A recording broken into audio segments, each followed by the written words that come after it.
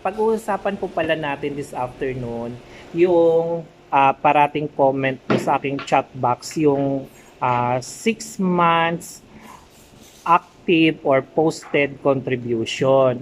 Kasi mostly sa mga gustong mag-loan, nare-reject po sila or na-disqualified po sila sa paglo-loan sa SSS, case salary or calamity, just because wala po silang 6 months active or posted contribution. Ganito po yan, ang rule po niyan at policy ni SSS. Ganito po, kay salary or calamity, hahanapin po kayo niyan ng 6 months na hulog.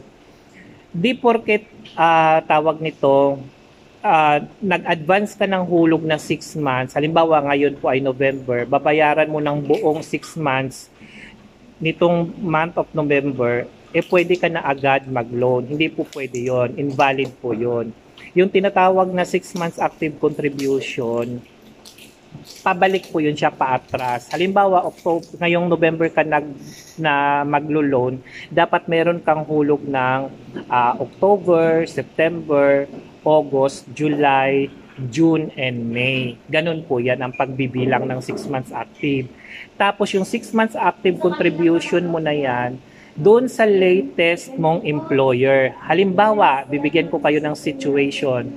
Nag-resign ka last September 2022 sa employer mo, or na-endo ka na sa employer mo noong September 2022. So naputol na ang iyong previous employer mo. Ngayon, na-hired ka ng, sabihin natin, na-hired ka ng October 2022.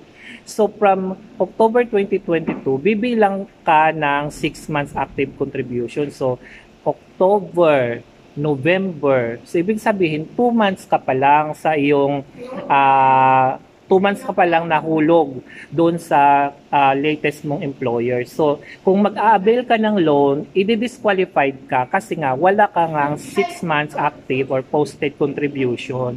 Kasi magbe-base po kasi yan sa latest mo na employer.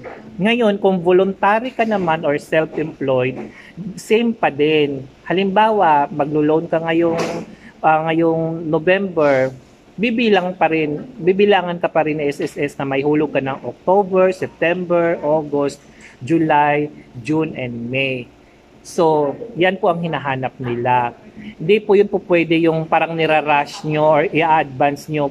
Pwede kang mag-advance payment. Halimbawa, gusto mo mag-payment ng 6 months diretso, pwede ka magbayad ngayong November 2022 para po yan sa November, December, January 2023, February, March, April, and May 2023. So, ibig sabihin, makakapag-loan ka pa sa June 2023 pa. Ganun po yun. Hindi nyo po yan po pwedeng i-advance yung loan dahil advance na kayong nagbayad. Kumbaga, nagbayad na kayo ng buong 6 months. Hindi po ganun.